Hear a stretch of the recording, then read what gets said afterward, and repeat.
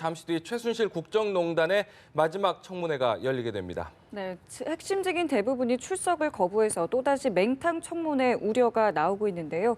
오늘 두 분의 전문가 모셨습니다. 조혜진 전 새누리당 의원, 최창렬 용인대 교수와 자세한 이야기 나눠보겠습니다. 안녕하세요. 네, 안녕하십니까. 반갑습니다. 어서 오십시오. 네. 앞서서 저희가 이제 그 국회도 현장을 연결해서 좀 내용을 살펴봤는데 오늘 사실상 마지막 그 청문회가 되는데 증인들이 대부분 출석을 하지 않습니다. 그래서 사실 뭐 장제원 의원 같은 경우는 누구에게 도대체 뭘 물어봐야 될지 모르겠다. 좀 답답한 청문회가 될 것 같다. 이렇게 좀 전망을 했거든요. 좀 어떻게 좀 평가를 좀 하시나요? 예, 그 전에도 그 핵심 증인들이 제대로 출석을 안 해가지고 국민들이 기대했던 그런 의혹 규명 이런 것들이 제대로 안 돼가지고 그렇죠. 실망이 많이 컸는데 네. 뭐 그나마 우병우 또 김기춘 등등 이제 몇몇 사람들은 검찰 특검 수사 받을 때는 국민들이 그 사람들 얼굴을 못 보다가 TV 화면을 통해서 이제 국회에 불러놓아가지고 장시간 동안 보면서 거짓말을 하든 뭐 진실을 이야기하든 그 사람들이 말하는 태도를 보면서 국민 입장에서 또 이제 판단할 기회를 가진 거는 그 나름대로 또 의미가 있었습니다. 근데 이번에는 지난번 청문회 이후에 특검에서 상당히 많은 증인들을 그 국회에다가 위정 고발을 요청했습니다. 그리고 또 일정 또 몇몇 증인들은 위정 고발했고. 그러니까 오늘 청문회 소환 요청을 출석 요청을 받은 증인들의 입장에서는 특히 특검의 요청에 의해서 국회로부터 위정 고발을 받은 특검으로 또 수사가 애정돼 있는 그런 증인들 같은 경우에는 좀 딜레마죠. 나와가지고 지난번 이야기를 그대로 다시 하면은 반성 안 하고 있다. 그렇죠. 뻔뻔하다 이렇게 이야기하게 되고 그걸 뒤집고 진실이라고 또 다른 이야기를 하게 되면 진짜 위정을 확정해. 지난번에 말한 게 이제 위정이 확정돼가지고 본인 스스로 인정하는 꼴이 되는 거고. 꼼짝 못하고 특검에서 이제 나중에 기소를 당할 우려가 있기 때문에 그런 딜레마 때문에도 좀 나오지 못하는 측면도 있어가지고 아마 참 결국은 이제 형식적인 마무리 정리하는 청문회 정도가 될 가능성이 많을 것 같습니다. 그렇군요. 조윤선 장관도 불출석 사유로 아마 그런 이유를 댄 것 같더라고요. 불출석 사유를 이제 뭐 위증될까 뭐 이런 얘기를 했는데 이번에 7차에 거친 청문회 내내 제목이 최순실 청문회였습니다. 하지만 최순실은 정작 나오지 않은 청문회였습니다. 참 여러 국민들 많이 실망스러운 부분도 있을 텐데요. 최순실 씨를 특검에서는 그 헌재에선 봤었죠. 근데 청문회 끝까지 안 나오는 거예요. 오늘도 뭐 우병우 수석이라든지 최경희 전 총장 이런 분들은 뭐 조윤선 장관도 마찬가지고 불출석 사유서를 냈습니다. 지금 우리 조혜진 전 의원께서 잘 설명하신 바와 같이 어차피 오늘 청문회에서 뭐 새로운 사실이 나오리라고 기대하기는 어려울 것 같고 단지 이제 그 대통령 미용사로 알려진 그 자매, 그 정송주, 정매주 이 자매가 오늘 출석할 것 같고요. 추명호 국정원 국장도 오늘 이제 출석을 한답니다. 그리고 구순성 대통령 경호실 행정관 등. 그러니까 지금 우리가 알고 있는 주요한 인물들, 핵심 증인들은 아니긴 아닙니다만 최근에 특검이 전방위적으로 수사하는 데 있어가지고 블랙리스트라든지 국정원 이 국장은 아마 블랙리스트 관련해서 나오는 것 같고요.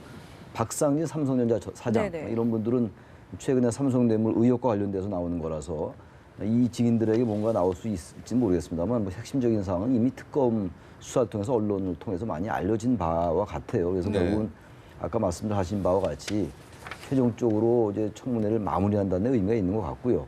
또 하나 역시 첨언하고 싶은 거는 이번을 계기로 여러 번 얘기가 나왔던 거긴 합니다만 위증이나 불출석한 자들에 대해서는 보다 확실한 그 처벌을 할 필요가 있을 것 같습니다.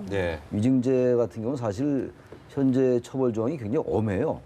1년 이하 10년 이하의 징역이거든요. 단지 이것을 국회가 잘 고발하지 않고 국회에서 검찰이 고발한다 하더라도 검찰이 기소하지 않거나 무혐의 처리했기 때문에 이런 일이 벌어졌거든요. 그동안 가볍게 그냥 이 부분을 확실하게 많았죠. 이번에 이런 계기를 통해서 확실하게 짚고 넘어갈 필요는 있다는 말씀 드리고 싶습니다. 관련해서 제가 한 가지 말씀드리고 싶은 것은 이번 기회에 대한민국은 거짓말 공화국이라는 걸 갖다가 근본적으로 좀 개혁을 해야 될 것 같아요. 국회에서 저렇게 고위공직 기는 분들이 공개적으로 국민들 앞에서 그냥 거짓말을 쉽게 하고 그러다 보니까 이게 거짓말하는 게 뭐 사회적 풍토 비슷하게 만연돼가지고 법정에 나와서 또 거짓말하고 네. 뭐 다른 공무를 처리한 데서 거짓말하고 이렇게 거짓말에 대해서 불감증이 도덕적 불감증이 저희 우리 사회에 좀 있는 것 같아요. 네. 그걸 극단을 보여주는 것이 청문회에서 온 국민이 보는 데서 맞습니다. 최고의 공직을 지는 분들이 거짓말하고 심지어 대통령께서도 몇 차례 회견을 하시는데 의도적이든 뭐 결과적이든 계속 거짓말하고 계신 것이 돼가지고 이게 선진국이라는 것이 이렇게 기본적인 사항에 대한 진실성이 담보가 안 되고 국민들이 이 정직에 대한 기본적 이 도덕심이 없는 나라가 진짜 선진국이 될 수가 없거든요. 네네. 그래서 이런 거짓말 공화국이라는 오명을 이번 기회에 확실히 잘라내는 그런 계기가 되면은 국가 발전에 좀 도움이 될 것 같은데 예. 그런 측면에서 이 국회 청문회부터 법정형 자체를 그 국회법 자체를 고쳐가지고 형을 아주 높여버리고 예. 법원도 지금까지는 거짓말을 대충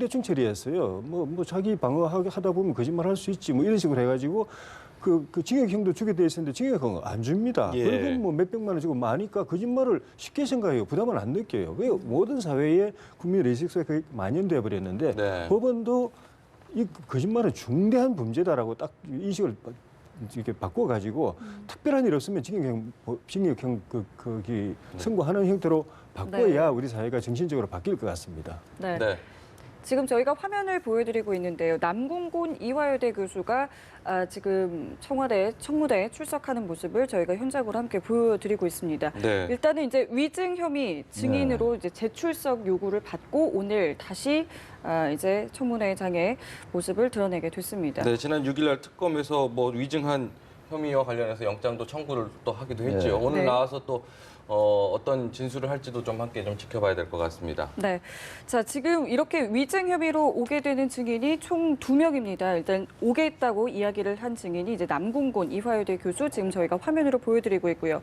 그리고 정동춘 K스포츠 이사장도 좀 뒤에 모습을 드러내게 될 텐데 이렇게 위증 혐의로 재출석을 하게 될 경우에는 상당한 또 부담도 있을 것 같은데요. 네. 그래서 아까 뭐 말씀하신 것처럼 지난번 얘기한 것과 다를 때는 뭐 위증을 확실하게 스스로가 증명하는 이제 모양새가 되는 그런 부분이 있는 것 같아요. 그런데 지금 특검이 위증 혐의로 고발하는 사람들이 있고 위증 혐의로 고발하려고 하는 사람들이 있어요. 네. 예. 뭐 조윤선 조효 경호실 장교라든지 우병우 전 수석, 최경희 전 총장, 김경숙 이대 전 입학처장 이런 사람들인데 이대 학장. 네네. 근데 뭐 설령 이 청문회 와가지고 얘기를 하든 안 하든 이미 검찰이 상당한 그 자료를 확보하고 있다고 보여지기 때문에 네. 어떤 면에서 볼 때는 청문회 나와서 그래도 마지막에 진실을 얘기하는 것이 오히려 처벌을 덜 받을 수 있어요. 꼭 이렇게 지난번 얘기한 것과 이번이 다르기 때문에 완전한 스스로 입증한 꼴이 돼서 처벌을 무겁게 받는다고 볼 것이 아니라 마지막에라도 국민들 앞에서 진상을 규명하려는 노력을 보인다면 검찰이 오히려 그런 부분에 대해서 나름 뭐 재량을 보여줄 수 있다고 생각합니다. 그래서 예. 아마 그런 점에서 나오는 게 아닌가라고 보여집니다. 앞서서 이제 말씀하셨듯이 거짓말 공화국 예. 얼마나 그 국민들이 이제 공직자들이 말하는 말 자체에 대한 신뢰가 떨어질 것 아니겠습니까? 지금 청문회 내내 오죽이 답답했으면은 시민들의 어떤 제보도 굉장히 많았고 그것들을 통해서 앉은 자리에서 말했던 진술 자체가 뒤집히는 상황들도 많이 목격을 했어요. 이번에도 국민들이 많은 청문회를 많이 시청하면서 또 다시 위증을 하는 거에 대해서는 굉장히 더 많은 뭐랄까 공부를 좀 느낄 것도 같고요. 이번에 위증에 대해서 유난히 얘기가 많이 나왔죠. 예. 그동안 뭐 위증 얘기는 많이 나왔었습니다만 이번 사안 자체가 그야말로 뭐 헌정사상 유례가 없는 농단 사태였기 때문에 더 그렇습니다. 예. 근데 아까 말씀처럼 지금 우리나라의 위증이나 그리고 이 청문회 불출석에 대한 그 형량이 결코 가볍지가 않아요. 네. 미국하고 별 차이가 별로 안 납니다. 단지 임의 규정으로 돼 있고 강제 규정이 아니기 때문에 아까 말씀처럼 그것을 국회에서 법을 개정해가지고 처벌할 수 있다라고 하지 말고 반드시 처벌해야 한다라든지 그리고 그것을 검찰에 반드시 기소할 수 있게끔 고발할 수 있게끔 이런 쪽으로 좀 고치고 그런 다음에 검찰도 웬만한 일이 아닐 경우에는 그것을 어떻게든 처벌하는 방향으로 간다면 위증을 하고 싶어도 안 할 겁니다. 아마. 네네. 위증을 하는 것이 오히려 자신들의 어떤 법정 형량에 있어서 유리하다고 판단되기 때문에 위증을 하고 불출석을 하는 거거든요. 네, 그러겠죠. 그러나 아주 제도적으로 법적으로 위증이나 불출석을 한다면 자신에게 대단히 불리하다고 인식한다면 불출석을 하라고 해도 불출석을 안 할 것이고 네. 위증을 하라고 빌어도 위증을 안 할 거예요. 그래서 네. 이번에는 정말 국회에서 이 부분을 확실하게 개정할 필요가 있어요. 이렇게까지 얘기가 나오고 또 개정 안 한다면 국회도 같이 공범납니다. 같이 책임을 예. 묻게 되겠죠. 네. 그 불출석 사유서 이야기가 나오니까 이 우병우 수석의 불출석 사유서를 보니까요. 위원들이 자신을 고발했기 때문에 청문회에 못 나가겠다. 이런 법적 논리를 폈거든요. 역시나 또 법꾸라지 이야기가 나올 수밖에 없는 대목인 것 같아요. 네, 뭐 같은 취지인 것 같은데 본인이 또 지난번에 근 10시간 뭐 그렇죠. 가까이 예. 그렇게 다 좀 뭐 질문 들을 거 다 질문 듣고 자기 나름대로 답변할 거 다 했는데 정부를 네. 그럼 뭐 있냐 이런 식으로 약간 법 지식을 이용해서 빠져나가는 것도 있고 또 그 당시 태도도 굉장히 여러 번 지적받았지만 맞습니다. 국회에 대해서 불출석 사유를 설명하는 이 태도도 상당히 여전히 또 오만하다는 그런 그 느낌을 주고 있는데 네. 결국은 그 검찰 수사는 사실은 뭐 별 내용 없이 끝났지만 특검에서 이 정조준해가지고 아직은 이 우병우 수석에 대해서는 본격 수사는 안 들어갔는데 이 내부적으로는 아주 정조준하고 있는 것 같아요. 그래서 예. 거의 마지막 단계를 김기춘, 우병우 이런 그 피해자들에 대한 수사를 마무리하려고 하는 것 같아서 거기서 특검에서는 이런 부분에 대해서 명확하게 마무리를 지어줄 걸로 기대를 하고 있습니다. 네. 오늘 청문회 원래 당초 예정된 증인이 20명이고요. 참고인이 4명입니다. 이 가운데 이제 출석을 하겠다 이렇게 입장을 밝힌 게 정동춘 전 K스포츠재단 이사장 또 박상진 삼성전자 사장 그리고 정송주 대통령 미용사 정매주 대통령 분장사 이렇게 되고요. 참고인으로는 노승일 K스포츠 부장이 이제 출석을 하게 됩니다. 그렇게 되면 이제 뭐 대부분들 다른 분들 남궁곤 교수라든지 뭐 나왔던 노승일 부장 같은 경우 나왔던 사람들인데 오늘 새로 나오는 사람이 이제 박상진 삼성전자 사장과 정송주 정매주 자매란 말이죠. 이렇게 되면 이제 뭐 박상진 사장에게는 이제 삼성전자 뇌물죄와 관련된 이야기를 많이 묻게 될 거고 정송주 정매주 자매에게는 세월호 7시간과 관련한 이야기를 많이 묻게 되겠죠. 오늘 청문회 어떻게 좀 전망을 좀 하시나요? 박상진 삼성전자 사장은 의미가 전 있다고 봅니다. 네. 지금 특검이 여러 가지를 수사하고 있는데 그중 가장 중요한 혐의를 두고 있는 것이 박근혜 대통령의 뇌물죄 관련이거든요. 예. 이 뇌물죄를 입증하기 위해서는 어쨌든 삼성물산과 제일모직이 합병의 대가로 삼성이 정유라에게 승마 관련 지원을 했다는 것이 입증이 돼야 돼요. 네. 근데 2015년도 7월 25일 날 박근혜 대통령과 삼성전자의 이재용 부회장이 독대하고 난 다음에 그 이후에 그 삼성의 정유라에 대한 승마 지원이 급무살을 탔거든요. 네. 그것과 관련된 인물이 바로 이 삼성전자의 박상진 사장이거든요. 그렇기 때문에 이 부분은 오늘 청문회에서 그 부분을 의원들이 집요하게 추궁을 할 것 같고 그래서 여기서 이 박상진 사장에게 어떠한 그것과 관련된 결정적인 진술을 얻어낸다면 특검 수사에 굉장한 도움이 될 것 같고요. 지금 아까 말씀하신 그 정송주, 정매주 자매는 대통령의 미용과 관련된 문제 아닌 머리 미용과 관련된 문제입니다. 네. 그래서 세월호 7시간에서 오전에 머리를 했느냐 안 했느냐의 문제가 여기서 나올 수가 있는 거거든요. 지난번 윤 전 행정관이 헌재에 나와서 대통령은 오전 8시 반에 머리가 단정했다라고 얘기를 했거든요. 네. 그래서 그 부분이 위증이 아니냐라는 논란도 아직도 있거든요. 그런 부분들에 대해서 이 두 미용사 자매에게 의원들의 추궁이 이어질 것 같습니다. 네. 지금 보면은 세월호 7시간과 관련해서 사실은 아직도 뭐라고 할까요? 이것이 진실이다 하면서 이렇게 청와대에 이렇게 올려놓은 것도 있고 이것이 팩트다 해서 이렇게 올려놓은 것도 있고 하지만 의혹들이 제대로 규명되지 않은 것들이 너무 많습니다. 그래서 사실은 그 순간 머리를 만졌다라는 것 자체만으로도 굉장히 공부를 많이 샀는데 오늘 이분들이 나와서 어떤 이야기들을 얼마나 해줄 수 있을까 싶은 생각도 들기는 해요. 사실 그렇습니다.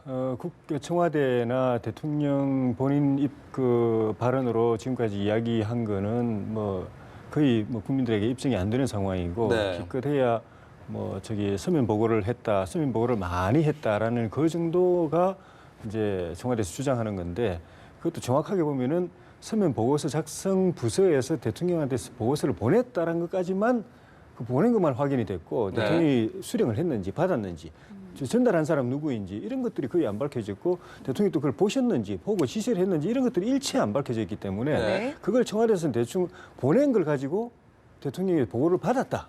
이렇게 다 이제 그 포장을 해가지고 대통령이 업무를 하신 것처럼 이렇게 자꾸 하는데 그건 이제 규명이 안 돼 있는 상황이고 그래서 나머지 시간 사적인 사생활에 해당하는 부분과 관련된 그 당시에 목격자들, 증언들 이분들을 통해서 확인해 가는 과정인데 정송주, 정매주 자매도 이제 머리 손질, 미용이나 그 분장 이런 거 관련해서 시간 대통령이 그런데 시간을 얼마나 보냈느냐.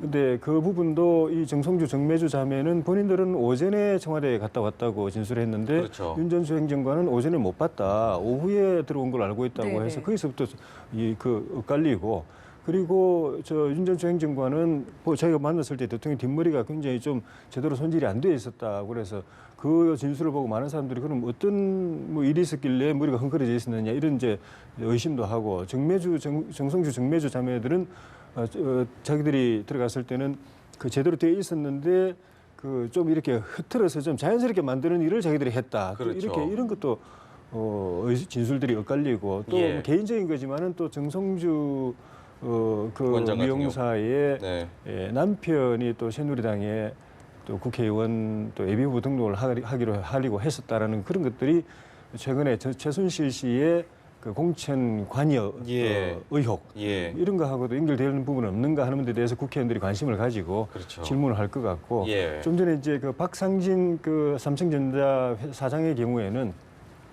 이분이 증언해야 될 것이 의원들이 이제 관심을 가지고 있는 것이 최순실 씨를 지원한 그 측을 지원한 이 돈이 형식상으로는 제일기획에서 나왔는데 그렇죠. 실제로는 돈은 삼성전자에서부터 나왔다. 그 맞나? 그렇죠. 그러니까 삼성전자 돈을 가지고 최순실 씨 지원한 게 맞나 하는 거하고 그다음에 그런 지원 결정을 내리는 데 있어 가지고 그 삼성그룹의 미래전략기획실에서 그 전략기획 회의를 했는데 그것이 이재용 회장이 대통령 네. 만나가지고 지시를 받고 와서 지시를 내려가지고 움직였느냐. 네. 그게 이제 뇌물죄 대가성하고 연결되는 고려이기 때문에 네. 양쪽에 다 이 박상진 사장이 증언해야 될 부분이 있어서 이분의 그 발언이 증언 답변 내용이 주목을 받게 되는 것 같습니다. 예.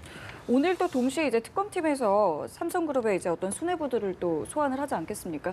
결과적으로 이제 특검팀도 지금 어떤 수사의 어떤 칼날을 이재용 삼성전자 부회장에게 좀 가고 있는 모양새인데 오늘 역시 청문회에서도 그런 쪽으로 질문을 좀 할 수 있겠죠? 당연하겠죠. 어쨌든 뭐 전체적으로 이 삼성에 관련된 인사들에 대한 소환은 네. 청문회가 됐건 특검이 됐건 기본적으로 삼성과 이 대통령과의 어떤 대가성 여부인 거거든요. 네. 말하자면은 대통령이 어떤 정부 기구를 동원해가지고 삼성전자와 제일모직의 합병에 관여했다. 이제 그 뭡니까 국민연금을 통해서 말이죠. 이 부분이 결국은 최순실의 딸인 정유라에게 승마 지원 대가라고 한다면 그것이 이른바 제3자 뇌물죄잖아요. 네. 그것은 입증이 되는 게 관건이에요. 그러니까 삼성 인사들은 다 여기에 관련돼 있는 겁니다. 장충희 미래전략실 사장도 마찬가지고. 그래서 이 박상진 오늘 나오는 이 사람은 7월 25일 날 대통령과 삼성전자의 이재용 부회장이 독대하고 난 다음에 독일로 건너갔던 사람이에요. 바로 이렇기 때문에 이 사람이 이 어떤 계약 관계라든지 이런 걸 가장 잘하리라고 보기 때문에 오늘 저기 청문회에 나오는 거거든요. 네. 바로 그런 부분들을 확실하게 밝혀내야지 지금 이제 특검이나 헌재에서 주요한 그 사유로 적시해 놓은 게 대통령의 뇌물죄거든요. 네. 바로 그 부분에 대해서 이 대통령과 이재용 부회장에 대해서 점점 정전에 들어갈 수 있는 근거가 마련된다고 봐야 되겠죠. 예. 네. 다시 한번 정리를 해드리면 오늘 7차 청문회 사실상 마지막 청문회가 될 것 같습니다. 이달 15일까지가 국정조사 특별위원회 그 기한인데요. 오늘 7차 청문회 마지막 청문회에서는 증인 20명이 채택이 됐지만 그중에 4명이 출석을 할 예정이고 참고인 4명 가운데는 노승일 부장 1명 출석을 할 예정입니다. 네. 이런 가운데 지금 남궁곤 이화여대 교수 1명이 지금 출석을 한 상태고요. 나머지 이제 노승일 부장이라든지 뭐 정송주, 정매주 자매, 박상진 사장은 아직 출석을 하지 않은 상황입니다. 이런 가운데요. 사실 뭐 앞서서도 말씀을 드렸지만은 여러 증인들 말고 사실 참고인 중에 1명이 이제 노승일 전 부장 아니겠습니까? 그동안에도 뭐 나와서 폭탄 발언 같은 것들도 많이 했고 여러 가지 이제 증언들을 많이 해서 여러 가지 이제 사실들도 확인된 것들도 꽤 많은데 이번에도 사실 또 다시 한번 출석을 한다고 합니다. 그런데 그동안에 이제 폭로하고 이런 부분과 관련해서 어떤 신변의 위협도 굉장히 많이 느끼고 예. 또 그 회사 차원에서도 어떤 징계도 또 뭐 느끼고 이런다고 하거든요. 예. 이번에도 오늘도 추가적인 폭로들을 좀 계속 내놓을지 좀 주목이 되고요. 어떻게 예, 보세요? 그 미리 뭐 예단할 수는 없지만 그럴 가능성은 충분히 있다고 생각이 듭니다. 네. 그동안에 이 관련된 일에 본인이 관여해가지고 아는 정보의 양이 상당히 많기도 하고 그리고 답변하는 태도가 기본적으로 뭐 필요한 건 다 이야기하겠다라는 그런 태도를 보여가지고 사실 그 진상 규명에 도움될 만한 발언을 또 많이 해줬습니다. 청문회가 맹탕 청문회라고 하는데 그래도 그나마 건진 몇 건들이 이 노승일 부장이 진술한 걸 통해서 많이 이제 됐는데 마지막 청문회이기 때문에 본인이 하고 싶은 이야기 아마 이게 공개하고 싶은 이야기는 오늘 다 할 가능성이 높아 보이고요. 뭐 모르면 아는 게 없으면은 뭐 더 이상 할 수 없겠지만은 그런 의사는 충분히 있다고 보여지고 그리고 청문회 이후에 본인 주변에 있었던 여러 가지 일들 좀 전에 말씀하신 그런 신변의 위협뿐만 아니라 청문회 답변과 관련된 최순실 씨 측의 여러 가지 불이익 처분 이런 것들 은폐 또는 조작 의혹 같은 게 있다면 그것도 아마 오늘 이야기할 가능성이 있어 보이고요. 네. 전체적으로 오늘도 국민들은 노승일 부장의 입을 좀 주목하는 그런 청문회가 될 수 있을 것 같습니다. 네, 지금 화면으로 정동춘 재단법인 K스포츠 이사장이 출석하고 있는 모습을 저희가 함께 보고 계시는데요. 친박 의원들과 위증 공모 의혹을 받고 있습니다. 때문에 이제 위증 혐의로 오늘 역시 재출석 요구를 받고 지금 현재 국회에 출석하고 있는 모습을 저희가 보여드렸습니다. 네, 이 자리에서 어쨌든 앞서 설명드렸던 노승일 부장과의 어떤 이야기 또 이렇게 맞춰보는 부분도 또 이야기가 계속 나올 것도 같고요. 네. 이제 남궁곤 이화여대 교수가 조금 전에 이제 출석을 했고요. 정동춘 K스포츠 이사장이 출석을 하면서 이제 오늘 출석하겠다고 한 증인 5명 가운데 이제 2명이 출석을 했습니다. 네. 때문에 이제 박상진 삼성전자 사장 그리고 정송주, 정매주 자매가 조금 뒤에 모습을 드러낼 것으로 보이고요. 또 참고인 4명 가운데 이제 오늘 출석하겠다고 밝힌 노승일 K스포츠 부장 역시 잠시 뒤에 모습을 보일 것으로 보입니다. 네. 10시에 이제 제7차 청문회가 열릴 예정이기 때문에 이제 잠시 뒤에 국회로 올 것으로 보입니다. 오늘 노승일 부장의 경우는 네. 지난번에 태블릿 PC가 누구 거냐에 관련된 맞습니다. 그 얘기 때문에 더 주목을 받았던 거거든요. 지금 이완영 새누리당 의원, 지금도 새누리당 의원이죠? 탈당 안 했죠? 탈당 안 했죠. 정당으로. 네네. 이완영 의원이 지금 명예훼손 허위사실 네네. 유포로 고발해 놓은 상태예요. 노승일 부장을. 네. 그러니까 지금 노승일 부장 얘기에 의하면 지난 청문회 때 어떤 태블릿 PC가 고용태 씨의 것으로 보이게 하기 위해서 이완영 의원 등이 만나서 공모를 했다. 그것이 이제 정동춘 이사장하고 관련되는 부분이거든요. 아마 오늘 이제 정동춘 이사장과 노승일 부장 간의 그 부분을 가지고 서로 또 말이 상당히 주장이 다를 겁니다. 아마 그 부분을 의원들이 추구해 나갈 거라서 오늘 정동춘 이사장과 노승일 부장의 물론 노승일 부장은 참고인 신문으로 이제 오늘 출석을 하는 거긴 합니다만 굉장히 그게 굉장히 초점일 것 같고요. 네.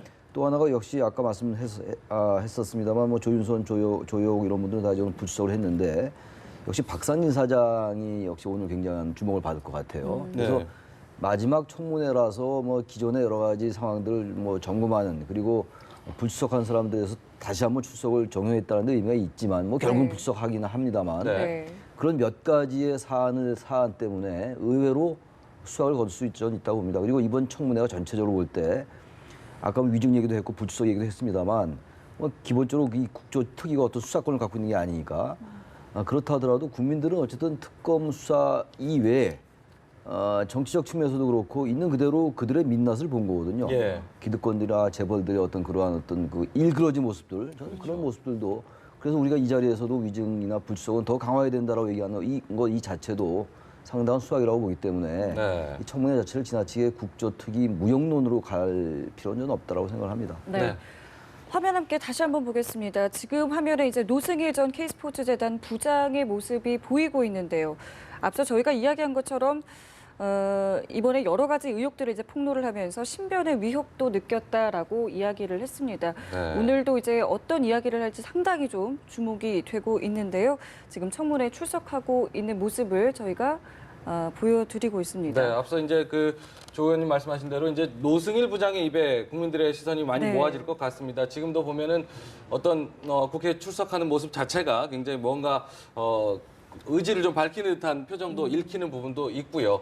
노승일 부장 오늘 출석을 해서 증인들, 정동춘 전 이사장과 함께 어떤 의견 진술에서 좀 틀린 부분이라든지 엇갈린 부분이라든지 이런 부분도 굉장히 좀 많이 맞춰볼 것 같고요. 모르겠습니다. 오늘도 여러 폭탄 발언들을 쏟아낼지 궁금합니다. 한 가지 더 궁금한 게 앞서서 이제 태블릿 PC와 관련해서 얘기를 많이 하지 않았습니까? 근데 태블릿 PC 자체에 대해서 이 논란이 아직도 계속되는 부분이 있습니다. 사실은 왜 그러냐면 태블릿 PC가 사실 처음 JTBC 보도를 통해서 알려진 이후에 바로 다음날 대통령이 그 부분에 대해서 인정하는 듯한 이야기를 했기 때문에 그 부분에 대해서는 사실 논란의 여지가 없을 거라고 생각을 했거든요. 그런데 어제도 보니까는 사실 최순실 씨를 변호한 이경재 변호사죠. 이게 조작됐을 가능성도 분명히 있다. 이 부분도 의심해봐야 된다면서 계속해서 그 부분을 물고 늘어지는 부분이 있거든요. 이거 어떻게 봐야 될까요? 사실 그 검찰 수사 결과에 의해서 기소장에 규정된 그 대통령과 그 주변의 최순실 씨와 뭐 모든 사람들의 혐의는 너무나 방대하고 광범위합니다. 국정개입, 국정농단의 그 혐의 사실들은 너무나 방대하기 때문에 네. 그 변호인단에서 특검에서든 뭐 법원에서든 또 헌법재판소에서든 이걸 하나하나 반론하기가 굉장히 힘듭니다. 네. 너무나 내용도 많고 또 구체적이기 때문에 반론하기 힘들고 그래서 특히 이제 헌법재판소 네네. 탄핵 심판 같은 경우에는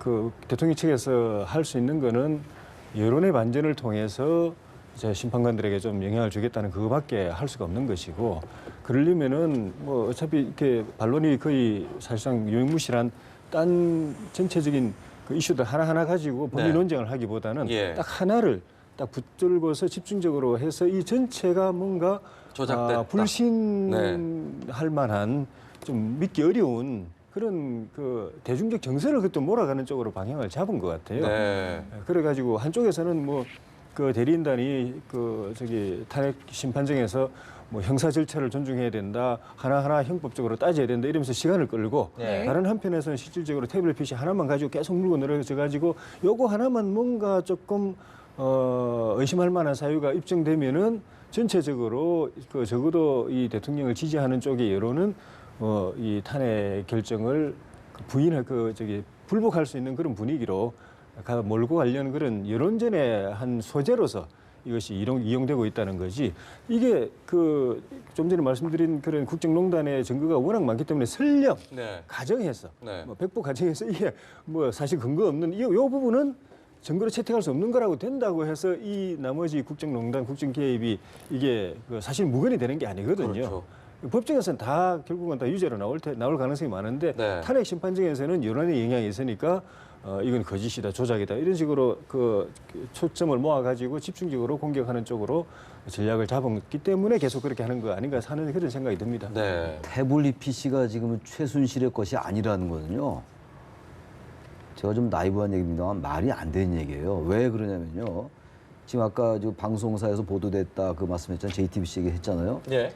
그 방송에서 뉴스에서 보도되고 난 다음에 바로 다음날 대통령이 담화를 발표했고 네. 그리고 또 계속 태블릿 PC가 최순실의 것이 아니다라고 계속 얘기가 있으니까 또 그 방송사에서 또 몇 개 근거를 후속 보도를 제기했어요. 계속 그리고 예. 누가 봐도 그것은 뭐 법률적인 잣대 이전에 그건 우리의 상식이나 우리 인지 능력으로 판단할 수 있는 거 아니겠어요? 근데 이제 와서 아직도 이 태블릿 PC가 최순실의 것이 아니라면 대한민국의 과학은 뭡니까? 그게 이동 경로가 최순실의 이동 경로가 정확하게 일치하는 것도 나왔고 네. 셀프 카메라를 남이 찍어줍니까?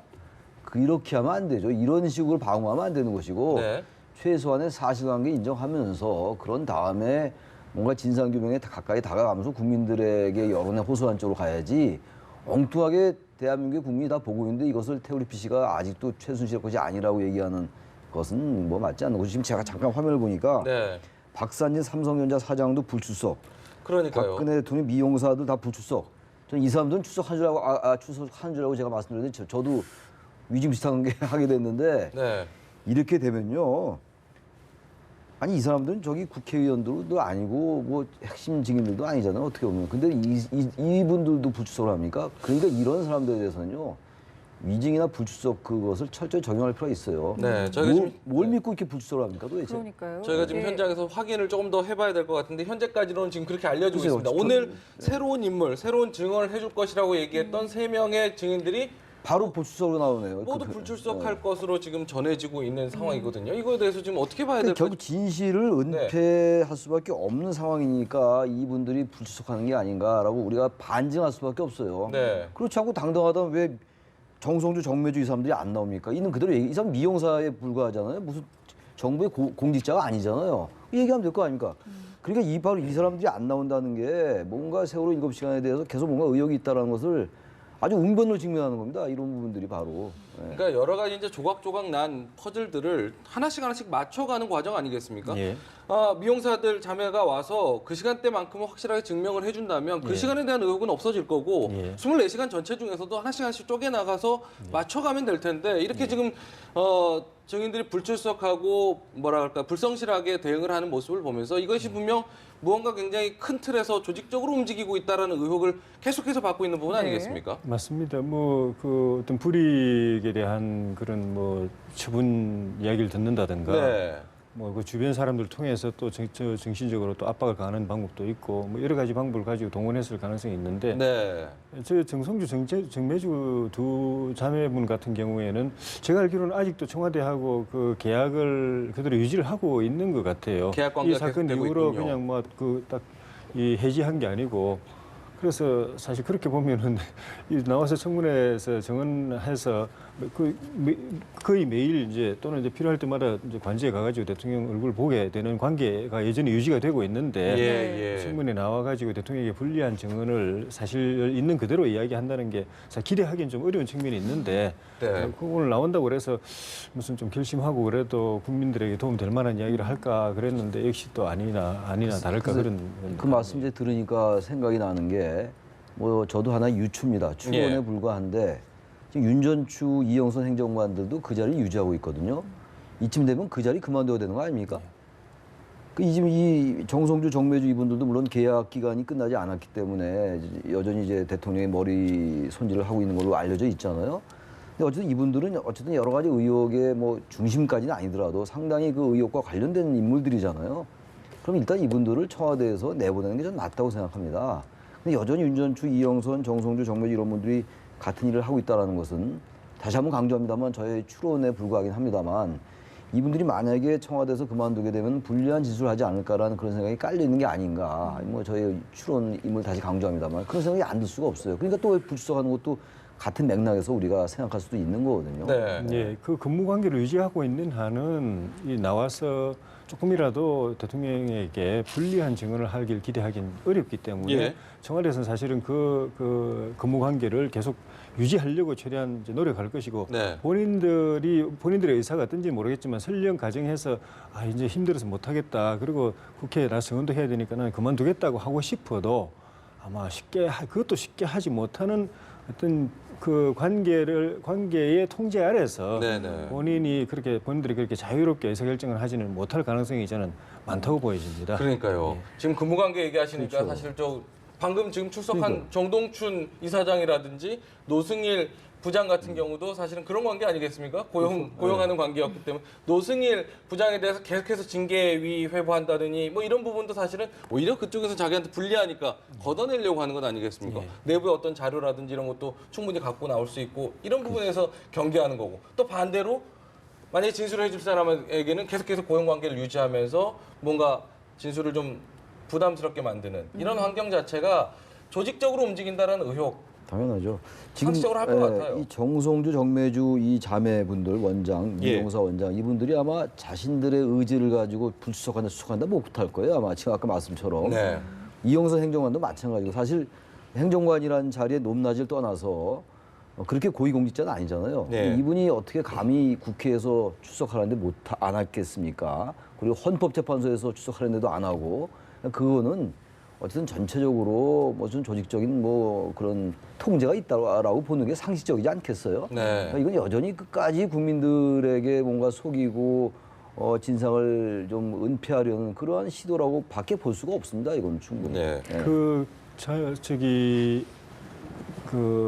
국회 청와대의 그 특별 감찰관을 했던 이 감찰관 이석수 감찰. 이석수 감찰관 네네. 같은 경우에 청와대에서 통제 불가능하다고 생각하니까 바로 잘라버리잖아요. 네.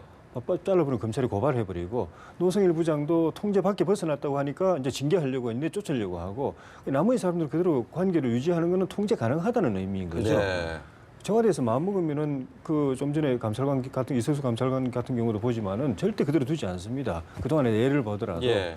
그래서 이분들은 아직도 통제 안에 있기 때문에 뭐 헌재든 특검이든 국회든 나와가지고 나오는 것 자체도 물론 의미는 있는데 나와서 도움이 될 만한 진술을 하기는 기대하기는 굉장히 어려울 것 같고 네, 네. 그런 측면에서 이렇게 돼 있는 분들의 경우에는 일시적으로 직무로부터 좀 자유롭게 해주는 어떤 조치 같은 것이 필요하고 그래서 국민 앞에서 국회에 나와서 증언하는 건 국민 앞에서 나와 증언하는 거거든요. 네네. 국회의원들이 국민을 대신해서 그렇죠. 대리인으로 질문하고 묻고 하는 거지만은 국민들이 다 바라보고 있고 또 국회의원한테 이거 물어달라 저거 물어달라 그렇죠. 이거 추궁해달라 하는 것 뒤에서 국민 그 조사 기관이 마찬가지입니다. 네. 그런 것에 대해서 모시고 있는 윗분보다도 전체 국민을 더 두려워하고 나와서 정직하게 말할 수 있는 그런 체제를 갖춰주고 노성일 부장 같은 경우에도 국회에 나와가지고 진실규명에 협조한 것 때문에 불이익을 입는다 하면 그런 것을 보호하는 제도적 장치도 있어야지 국회에 나와서 제대로 이야기하고 정직하게 답변했는데 나와서 불이익 받는 거는 보호가 안 되고 네. 그러면은 진실규명이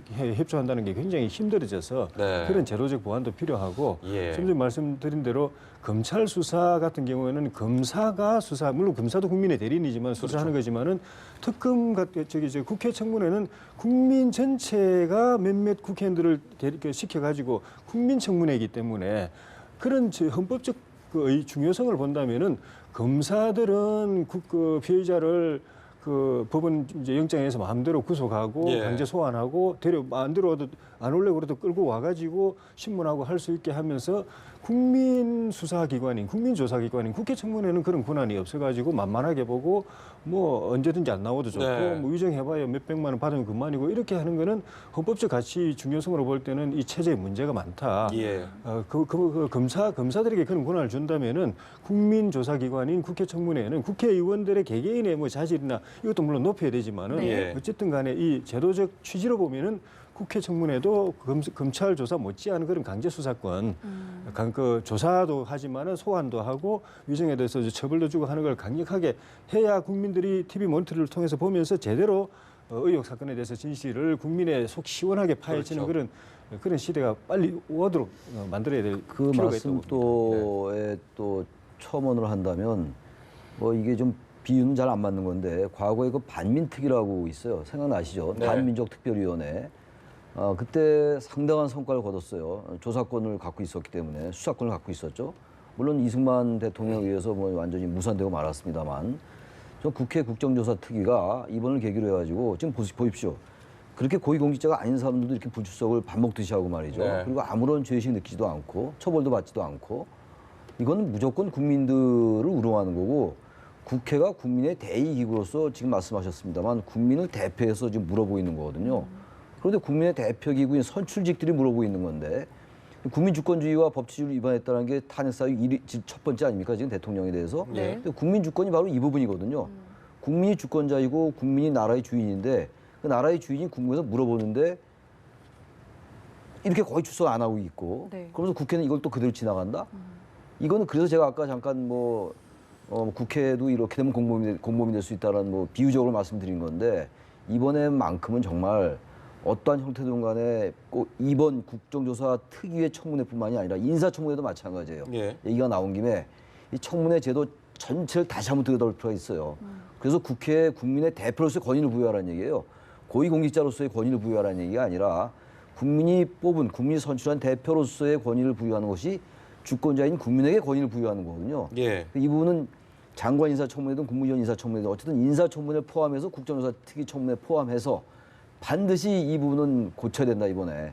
그렇지 않으면 이런 청문회 전체가 의미가 없어지고 맙니다. 네. 네. 조 의원님 말씀하신 대로 국회 오늘 청문회가 사실은 국민 조사기관이기 때문에 네. 국민의 어떤 뜻을 좀 생각한다면 받든다면 그렇게 어떻게 저런 식의 불출석하고 불성실한 태도를 취하지는 않을 거라고. 더 이상 이렇게 국민을 네. 가볍게 보면 안 되죠. 예, 예. 모든 사람이 거의 불출석하는 법이 이렇게 어디 있습니까? 이런 상황을 보면서 국민들은 국회의원들이 저 사람들한테 농락을 당하는구나 이렇게 생각하는 게 네. 아니고 우리를 우롱하는구나. 그렇죠. 지금 그 다 직접적으로 느끼고 우리가 국민들이 기분 나빠하고 자존심 상해하고 저기 농락당하는 그런 느낌을 받고 있는 거는 이 그 국회의원 개개인을 보면은 국회에 대한 국민 신뢰도가 떨어지는 측면이 있지만은 이게 국회의원 개개인이 자기의 필요에 의해서 자기의 권위로 불러가지고 조사하는 게 아니고 그렇죠. 온 국민이 TV 모니터를 통해서 보면서 실시간으로 소통하면서 뭐 조사할 내용까지도 찔러주고 네. 증거까지 제시하면서 사실은 국민들이 조사하고 있는 거기 때문에 네, 네. 그 국민이 중요하냐 검사가 중요하냐고 생각하면은 검사가 가지고 있는 강제 수사권 이 기관에게 줘야 충분히 줘야 마땅한 돼. 거죠. 그렇죠. 그래서 이번 기회에 그런 취지가 확실하게 제도화 되는 게 꼭 필요하다고 봅니다. 네. 오늘 아침 이제 장재원 의원도 무력감이 좀 밀려온다라는 글쎄요, 글을 네. 썼는데 지금 저 화면에 지금 텅텅 빈 저 청문회장을 보는 많은 분들 역시 비슷한 감정을 느끼리라 생각이 듭니다. 잠시 여기서 좀 오늘 정리를 좀 해볼게요. 이제 오전 10시 그러니까 10분 뒤부터 이제 국정조사 특위 7차 청문회가 열리게 됩니다. 오늘 이제 총 20명의 증인이 채택이 됐고요. 4명의 참고인이 채택이 됐고 당초 이제 증인은 총 5명이 출석을 할 것으로 예상이 됐습니다만 오늘 오전에 이제 삼성전자 박상진 사장 그리고 정송주, 정매주 대통령 미용사와 분장사가 불출석 사유서를 제출한 것으로 보이면서 남궁곤 이화여대 교수, 정동춘 K스포츠 이사장 이 2명의 증인만 출석을 하게 됐고요. 참고인으로는 노승일 K스포츠 부장이 출석을 하게 됐습니다. 그럼 총 24명의 증인과 참고인 가운데 이제 총 3명, 남궁곤 교수, 정동춘 이사장 그리고 노승일 부장 이 3명의 인물만 가지고 이제 오늘 청문회가 진행이 될 텐데 잘 되지가 않을 거잖아요. 이렇게 되면. 지금 쪽 이제 설명을 하셨잖아요. 예. 제가 듣기에도 좀 저는 국회의원은 아닙니다만 예. 그야말로 국민의 한 사람으로서 저도 정말 어디 열패감 같은 게 느껴지네요. 이 자리에서도. 어떻게 이렇게 20몇 명을 출석을 요구했는데 3명만 나옵니까? 이렇게 국회가 철저히 무시당해도 됩니까? 그리고 오늘도 보니까 남궁곤 전 입학처장회 같은 경우는 뭐 위증 혐의로 고발이 된 상태에서 얼마만큼 진상을 규명에 접근하는 얘기를 할지 모르겠어요.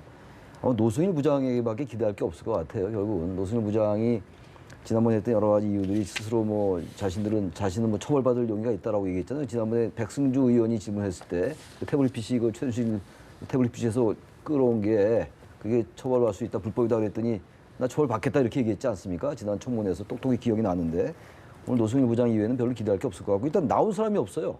그렇다고 구치소 청문회처럼 구치소에 쫓아갈 수 없는 노릇이고 예.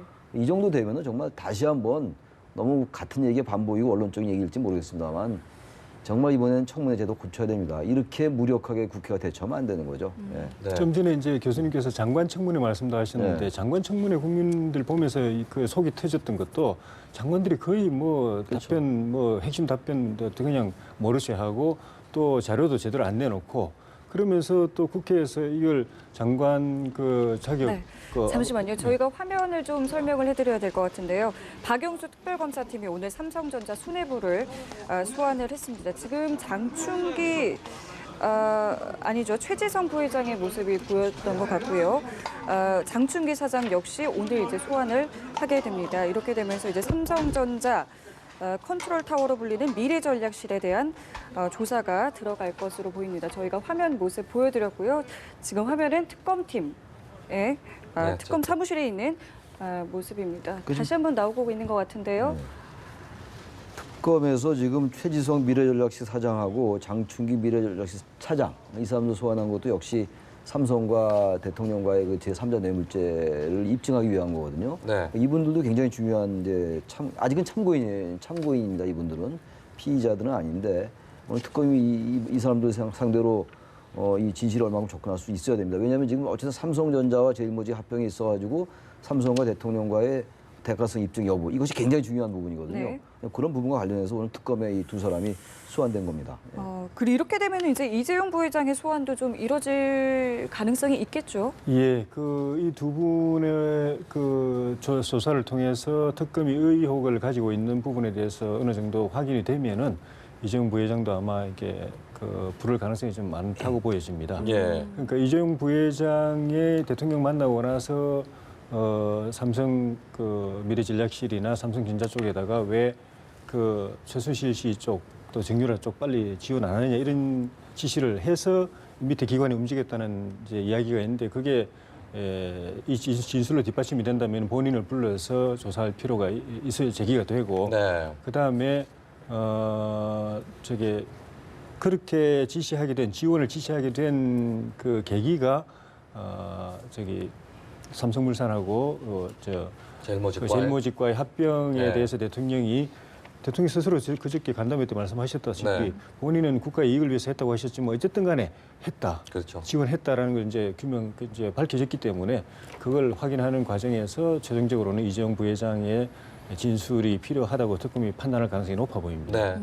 앞서서 얘기했지만 참 어떻게 보면은 우리나라 뭐 최고의 기업이라고 그렇죠. 이름 받아왔던 곳인데 받아왔던 곳이 아니 지금도 뭐 사실은 뭐 그렇죠. 예. 인정할 수밖에 없는 부분이긴 한데 저런 식의 어떤 불법과 탈법, 저런 위증, 앞서서 거짓말공화국이라는 얘기가 사실은 가슴이 굉장히 아픈 부분입니다. 사실 우리나라를 그렇게 인식밖에 안 하지 않겠습니까? 삼성도 저렇게 되면은 1등 기업이라는 이미지 굉장히 큰 뭐랄까요 타격이 불가피한 부분도 있을 텐데요. 글로벌 기업으로서 이게 대외 신인도가 현저히 떨어지는 거죠. 이 자체가. 예. 그리고 이것은 뭡니까? 삼성전자의 이재용 부회장이 삼성그룹을 승계받기 위한 하나의 구도를 짜는 거였잖아요. 네. 그것과 관련되어 있는 거예요. 네. 큰 틀에서 봐야 된다면 그러면 결국은 정치 권력과 경제 권력이 유착입니다. 결국은. 그렇죠. 정치 권력의 힘으로 경제 권력을 도와주는 것이고 예. 그 경제 권력의 힘을 빌어가지고 또 자신에 가까운 최순실을 도와주는 이런 구조잖아요. 구도 자체가. 이래서 제3자 뇌물죄 또는 뇌물죄 얘기가 나오는 거라서 이분은 단순히 뭐 대가성을 떠나서 정경 유착의 표본인 거거든요. 네. 승계 구도로 하는 게 적절하게 이루어지지 않는 거죠. 꼭 정치 권력의 힘을 빌어야만 세금도 감면받을 수가 있고 또 유리하게 어떤 무슨 뭐 이 합병 관계에서 자신이 이익을 취할 수 있고 이런 식으로 하는 거거든요. 이러면서 어떻게 글로벌 기업으로서 뭐 의미가 있겠습니까? 우리나라에서는 현실적으로 최고 권력자가 특정 대기업의 승계를 저거는 허용 안 하겠다고 결심하면은 예. 절대 못 합니다. 예. 왜냐하면 승계 과정이 그 투명하게 절차적으로 그 문제없이 그렇게 될 수 있도록 안 돼 있거든요. 네. 그 이세에다가 이 모든 걸 넘긴다는 네. 것이 사실은 그 뭐 세무적으로나 또는 뭐 상속이나 모든 면에서 문제가 많기 때문에 편법이 동원될 수밖에 없고 그 네. 편법은 최고 권력자가 이거 문제 삼겠다고 하면은 다 법적으로 문제되고 그러면은 승계 못 하는 겁니다. 네. 그러니까 결국 최고 권력자의 의중에 다 초점을 맞춰 가지고 저기서 이걸 제동 걸지 않도록 해야 된다. 또는 묵인하도록 해야 된다는데 이세 권력들의 그 관심사가 집중되고 그 회사 전체의 존망이 거기에 매여 있는 이 체제가 네. 이런 좀 부끄러운 일을 낳았다고 볼 수 있는 것 같습니다. 네. 지금 이 시각 국회 청문회장 입구 쪽의 모습을 함께 보고 계십니다. 앞서서 지금 뭐 오늘 출석한 증인과 참고인 3명이 국회 청문회장 안으로 들어가는 모습을 함께 보고 계십니다.